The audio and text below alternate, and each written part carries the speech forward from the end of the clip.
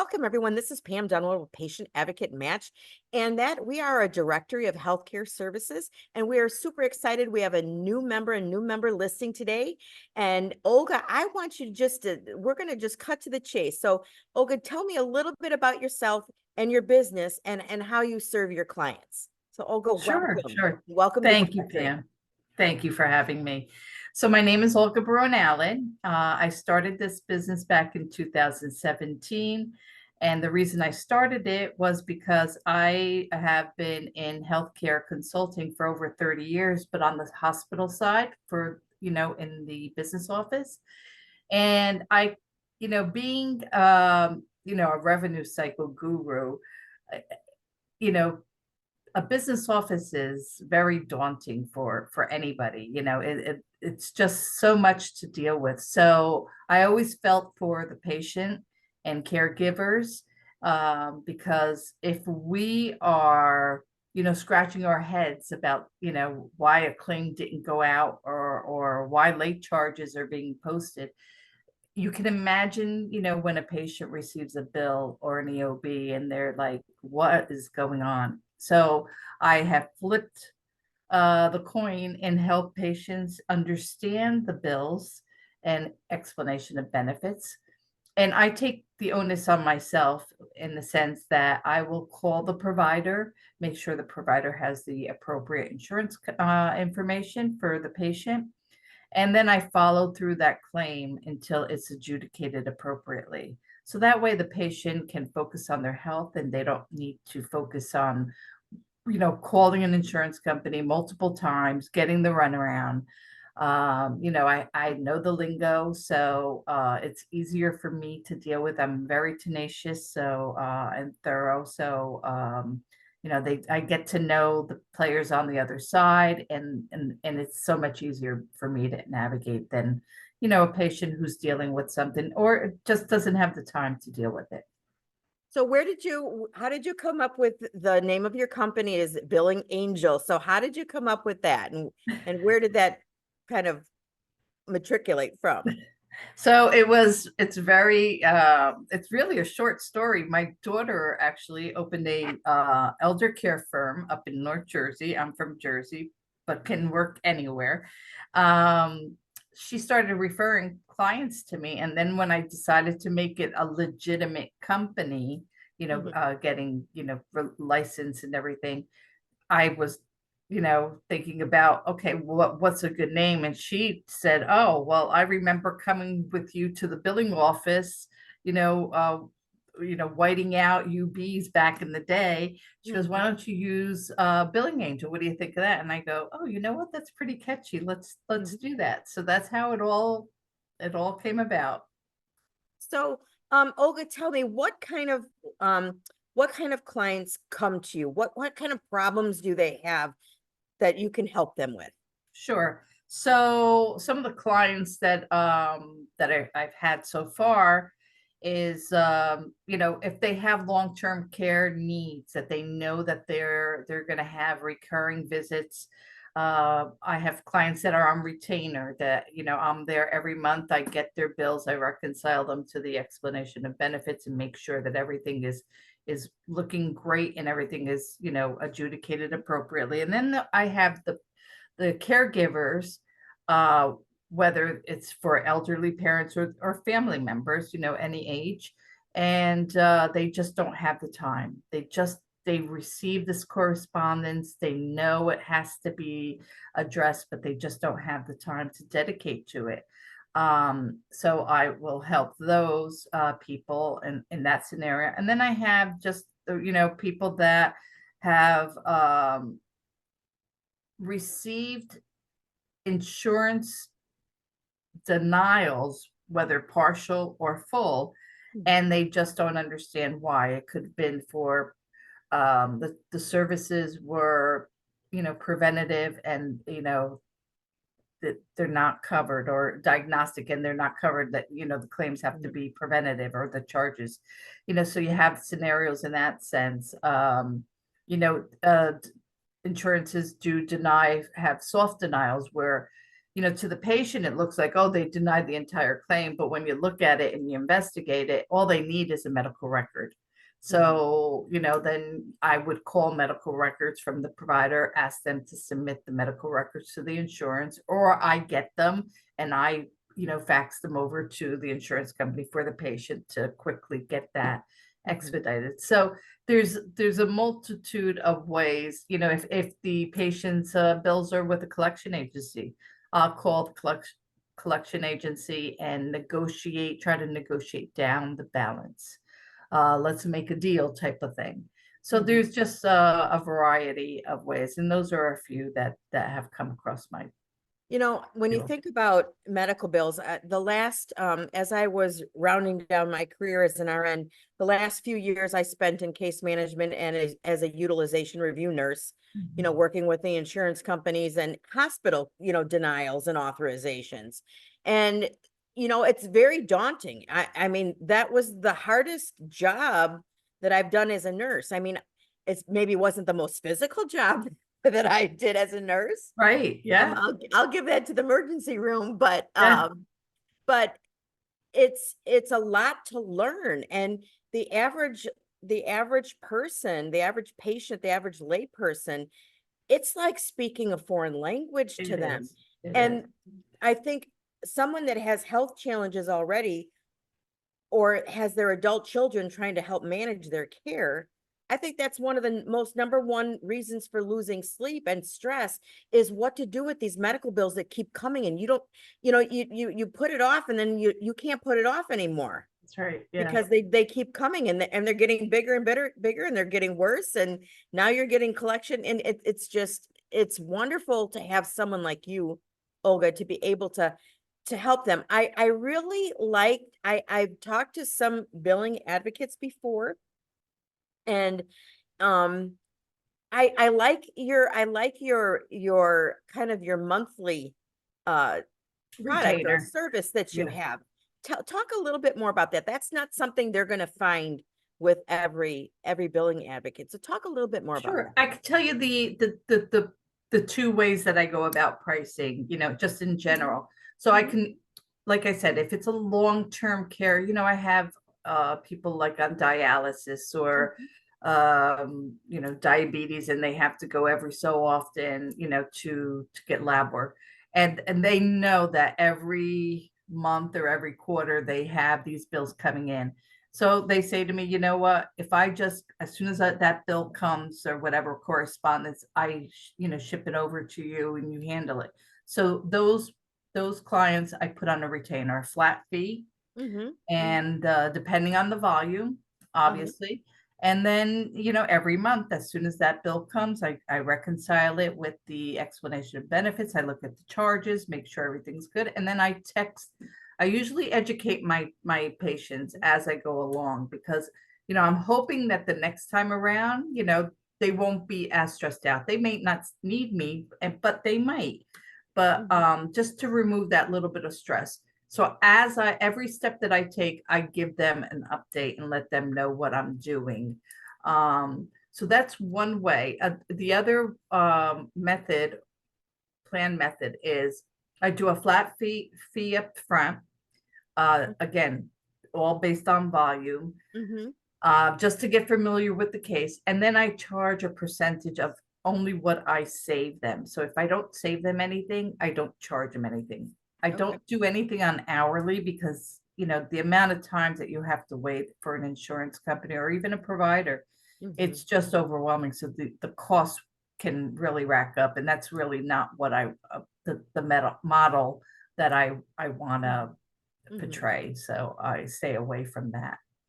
Oh, excellent. A couple of things. So in your working with your clients and your patients, do hospitals make mistakes or clinics make mistakes on the bills? All the time. So what All kind the of time. what kind of mistakes can you help people either notify or, recognize or help correct? So one of the major things that, just there's this concept of, diagnosis codes are preventative, but that the lab work that are being performed are are diagnostic, Mhm. and modifiers are like foreign to billers, even though we should know them. I consider myself an ex-biller, but modifiers on a UB, to get them on there, first of all, it just doesn't happen. That's one of the major things that I find, are the lack of modifiers. And the modifier is very important because the insurance needs to know that even though the lab work is diagnostic, but they need to know that it's being done because it's a preventative service procedure. Another thing is late charges. Late charges are enormous, in the world of the revenue cycle. You know, on outpatient, it's pretty much, you can bill for a late charge. But on an inpatient, because the payments are based on DRGs, it really doesn't matter. So patients could be getting bills, even for late charges, and they just don't realize. And the hospital they don't connect it. And they don't connect it not because they're purposely doing it. You're one in a million. Mhm. And uh, a computer system is just printing out all these claims. They're not looking through every single one and matching up charge to, Mhm. every charge to, the service that you perform. So there's a lot of that going on. And that makes me think of an example. And hips and knees are very common, with our senior population. So, I mean, I see that a lot, and I'm sure you see that a lot. And one of the challenges was, our hospital is, you have that list, the inpatient only list. Well, a knee revision is on the inpatient only list. Yeah. But we had an orthopedic surgeon that they were going home the next day because it was a partial. But our coding team, our billing team didn't know what modifier to use to code that properly so that we could, not make them medical inpatient because they Right. would have to stay the 2 midnights. And these are a lot of things that patients and clients don't understand, but it can really impact their bills. So I guess I say that to tell people that if you're not sure about what your bill means, Yep. or your insurance. And Olga, I want to take it this time, just take a second to just explain what an EOB is from the insurance. Sure. A lot of people get confused about even what that is. Well, I have a lot of people that call me and they say, I received this explanation of benefits, which is what the insurance is required to provide the patient. It's actually just a copy of what they're making payment or non-payment to the provider. So it's telling you, okay, we received this claim for this date of service for these procedures, and this is what the total charges on the bill is, but this is the amount that we'll accept, and then what they pay, and if there's a copay or a co-insurance deductible, and then it'll say, you may Mhm. be responsible for this. I have a Mhm. lot of patients that look at, especially Medicare, and it says clearly this is not a bill, but they panic. They Mhm. panic and they pay the bill. Now, the insurance wants money immediately, but to give back money, Yeah. it'll take a Yeah. while for them Yeah. to get. So that's another major thing that people don't think, that reviewing an explanation of benefits is important. But with the fraud going on nowadays, it's so important. You don't know who could be going to anywhere with your ID number. So you really need to monitor that and reconcile. There was something that you said earlier, um, about, there's a couple of cases where I have coordination of benefits, and what that means is you have a primary and then you have a secondary. Now, normally, if it's Medicare and a supplement, it's somewhat, easy, Mhm. but most hospitals will bill Medicare, because it's electronic. But Mhm. then to spin it off and balance bill the supplement, it may take them a while. it's not a priority on their list because, they have Mhm. thousands, if not more, to deal with. So a lot of times those claims go like to the wayside. So that you're getting billed, your deductible, but you may have AARP. But So it you just could didn't have make that it there. insurance that would pay your deductible. So now Correct. you're feeling that you have to pay when you really shouldn't have to. Right. Okay. Or if you have Blue Cross, now the wife may have Blue Cross and then the husband may have Blue Cross. There's a birthday rule, that is, impacts who should get the claim first. And a lot of times the hospital may not have it right. So they're getting denied back and forth, not realizing that they're not submitting it in the proper order. Mhm. Um, Another scenario is patients that go to an ER and they have an x-ray. Now they're going to get the ER bill from the hospital, the doctor bill, then they're going to get the x-ray bill from the reading, and they don't realize it. They're like, I'm getting three bills. I just paid one. Why am I getting these? And you have to explain there's different, and nobody has ever explained it. It's hard. A lot of hospitals, the radiology department, they're contracted out, so they're not part of the hospital, so they won't come on the hospital bill. Yeah, And a lot of people, it's hard. This whole billing, this whole healthcare system in general is very just it's confusing. a beast, Yeah, and it's very intimidating. it is. So Olga, in wrapping up, is there anything that you would like to say to people that may come and visit our directory and visit your listing? Anything else that you'd like to say about your services? Sure. I mean, like I said, first I want to echo what you said. If anything looks strange and you have insurance, um, don't pay the bill. Don't pay. I always tell patients, don't pay the bill immediately. Think about it, think about the services that you had. Look at the charges, even though some of them you can't make out what they really are, but always question the bill. That's a definite. Get somebody, doesn't have to be me, anybody that you're comfortable with. And and make sure that whoever you hire keeps you in the loop. So because you're bound to have this happen to you again for one way or another. Mhm. So that way, at least the next time around, even though you may need help, you have a little bit more information than you originally have had.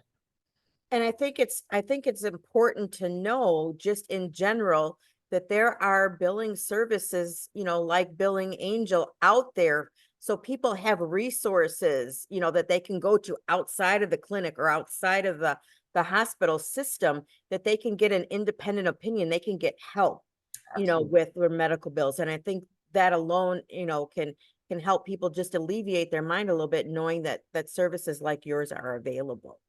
Yeah. No, definitely. Definitely. That's what we're here for. And we love what we do.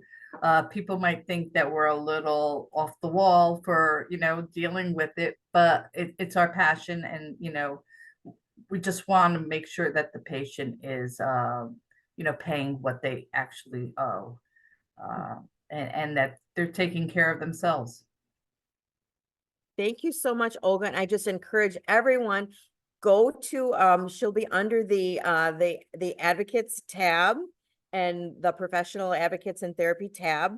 And so check out her listing. We will have that up. And if you have any questions about your medical bills, I just encourage you to reach out to Olga and she will certainly take care of you. So Olga, thank you so much. Again, welcome to the directory. Thank you, Pam. Thank you for having me.